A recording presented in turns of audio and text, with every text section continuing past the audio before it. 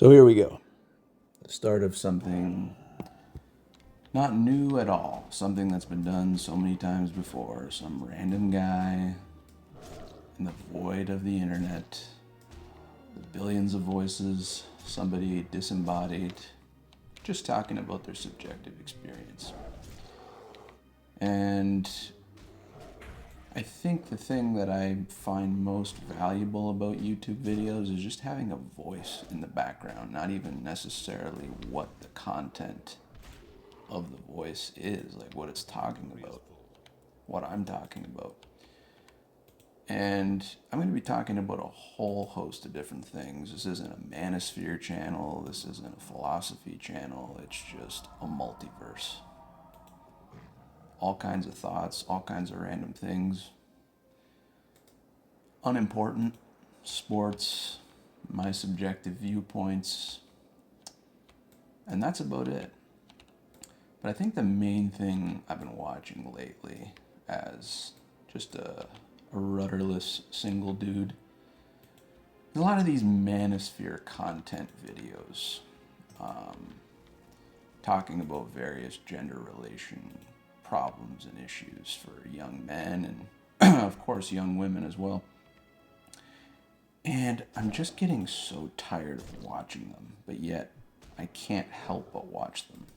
It's very strange. Like, I know they're pointless and they don't offer really anything of value because it's the same talking points regurgitated over and over and over ad nauseum. But there's something comforting about finding an echo chamber that matches your lived experience.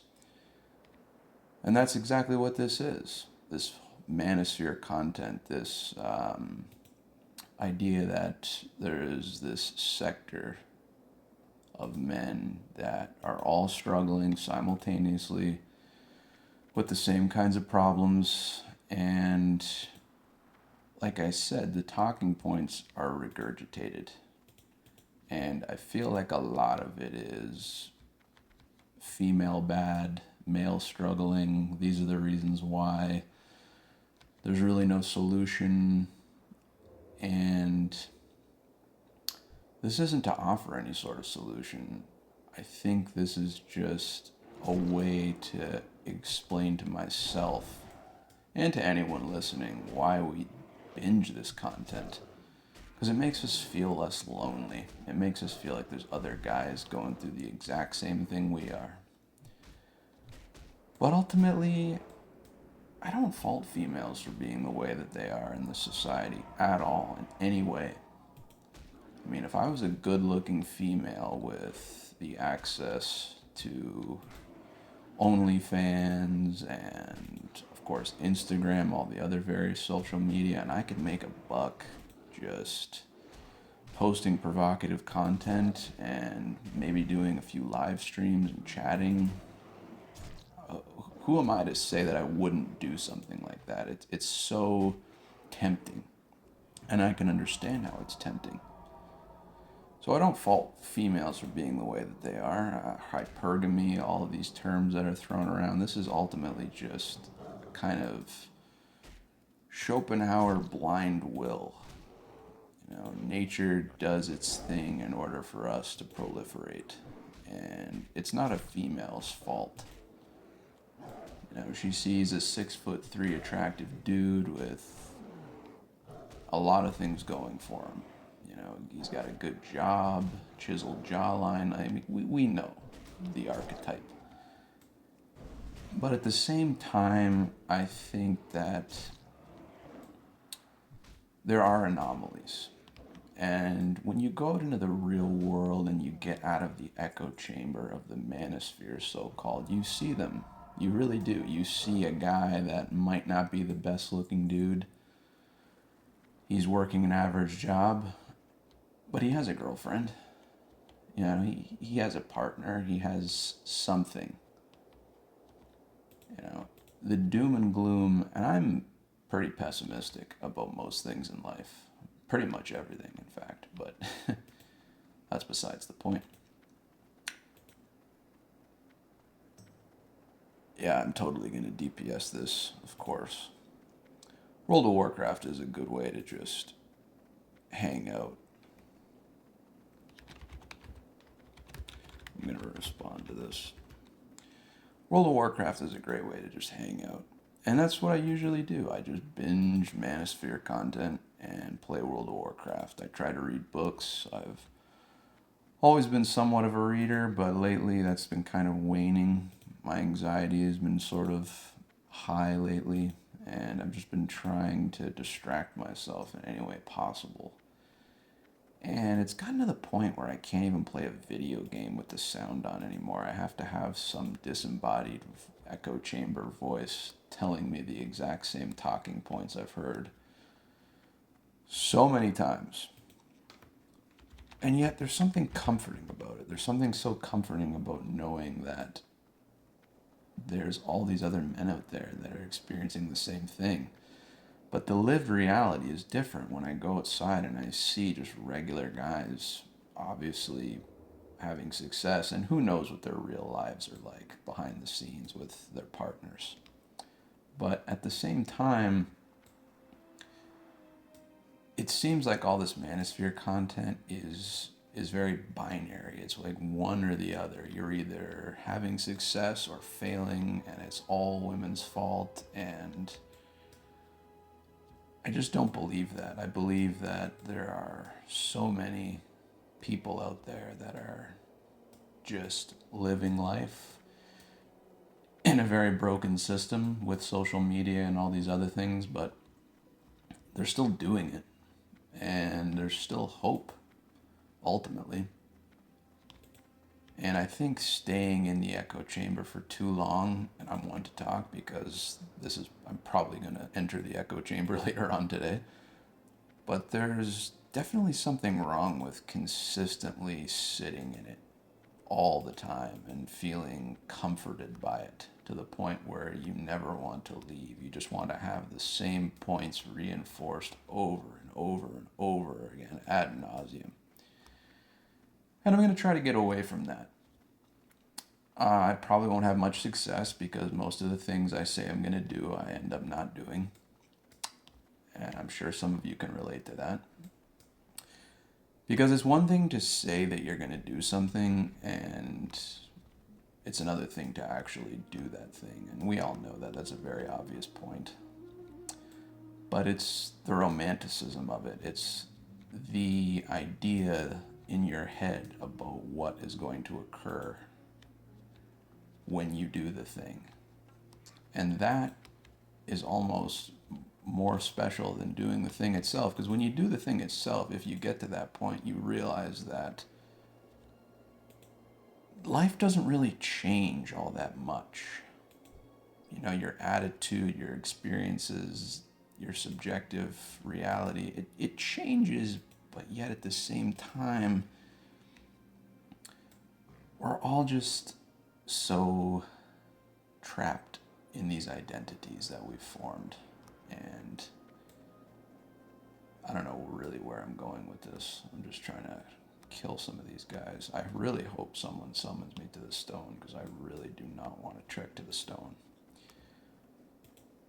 But anyway, yeah, point being, it's a lot harder to do things than it is to say them. And I have so many times in my life, and will continue to most likely, as if I continue to live, so many times I've said I'm going to do this, I'm going to do that, and I just end up not doing the thing.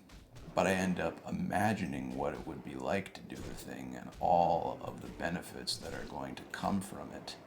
And that imagining, that kind of belief that something will change and that all I have to do is do this thing and everything will change, that idea, that romanticization of the thing is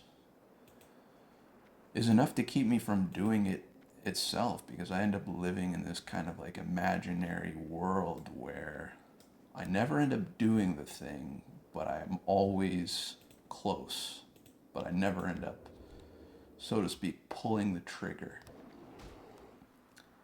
I think there's a lot to be said for that, because life is kind of this imaginary journey. We think we're going to do this, and we think we're going to do that, and if we just do these things, it will change, and we have this idea of in our heads of what it's going to be like, what we're going to be like, how we're going to transform, and we end up living in this imaginary realm instead of actually doing the thing.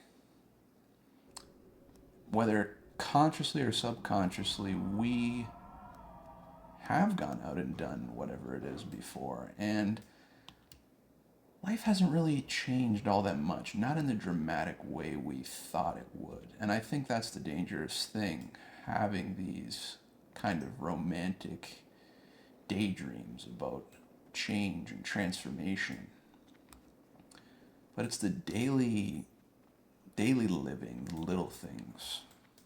And this is so cliche, but the little things, you know, maybe just watching a few Manosphere videos instead of watching like 10 hours of Manosphere videos.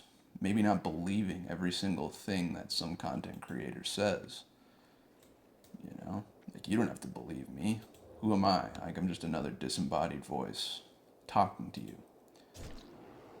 But I do believe that continuously sort of saying to yourself, as long as I do this, and having an idea of what it's going to be like, is dangerous in a sense. Not dangerous in the sense that it's going to really harm you, but it's going to prevent you from doing the thing because you'd rather live in the imagined reality of the dream scenario of it working out and your life changing. And it's comfortable to live in that dream while binging content and saying, oh, tomorrow's the day, or next week's the day, for sure next week, while not actually making the commitment, because making the commitment could go very, very badly. You could do the thing and realize, wow, this didn't really change my life at all. Now I got to move on to something else, and that entire dream was shattered. And then it makes doing something else even more difficult because you still have that subconscious or conscious experience with it failing. And I think going in with absolutely no expectations of success is probably the way to just get out there and do more stuff. Just not having any expectations of it going well, not having any expectations that it's going to change your life, just doing it for the sake of the experience and enduring whatever consequences. And now we're not talking about, like, at least I'm not talking about going out there and partying and doing random stuff just for the sake of experience, but like things that you think will change your life in some impactful, meaningful way. A positive way. I hate that word, but positive way. And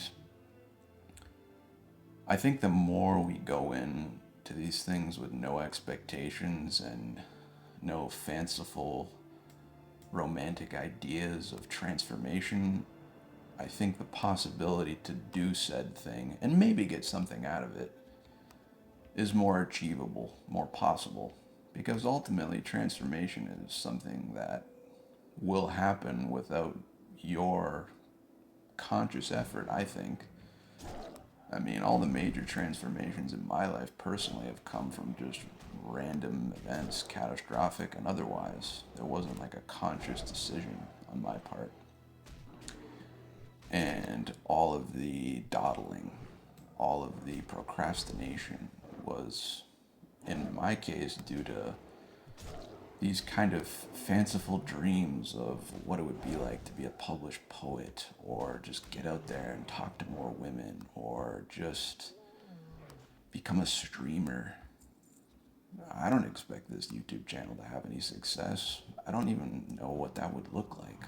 All I know is that if I can just reach one person out there and they can say, look, I've had that thought before. I thought I was the only one that thought this way or had this experience. But that person then realizes that they are not alone. And ultimately, I think that is the goal. Not even the goal, but it's the ideal of social media. this way to connect and make people feel a little less lonely. That's all. But instead, it's become this constant, like, clout flex, this curated stream of all of the highlights of your existence and never the lowlights. When in reality, I think posting the lowlights would probably make people feel a lot better than constantly scrolling and comparing. Comparison thief of joy, correct? At least in my case, I'm always comparing myself to people that I think are, quote unquote better or doing better, or whatever the case. But I think social media can be beneficial if we're just honest. And instead of curating our existence, we just talk about our subjective experiences and leave it at that. Because ultimately, that's what it boils down to. My subjective experience and yours. I don't know if I'm right. I don't know if I'm wrong. It's just an experience. This whole idea of right and wrong, it's just an experience. There really is nothing more to it. And I don't know if that made any sense, but maybe one of you, somebody, feels the same way. I don't know. I have no idea if I'm going to end up doing this dungeon. That's for sure. All these people are talking in the chat, and I just have no idea what's going on. If you've never played World of Warcraft before, it is an experience. And after this entire conversation about not consuming Manosphere content and not binging video games, I'm probably going to continue to play this and then binge Manosphere content in my comfortable little echo chamber after having this conversation. I'm going to feel like a major hypocrite, but I mean, that's life at the end of the day. We're all hypocrites, I think. We all say and do things and then do the exact opposite. And I don't even think it's intentional. I think it's just a natural part of being a human being. We're still animals. We are instinctual. In the moment we have an instinct to do said thing, and then we do the opposite thing in another moment because of instinct, habit. And I'm probably going to be a major hypocrite. This video is going to stop, and I'm going to turn on YouTube and binge my favorite content creators. The algorithm's going to tell me exactly what I want to hear, and I'm going to move on, and that's going to be that. But don't be like me. Watch a little less content today. Just focus on whatever it is you're doing.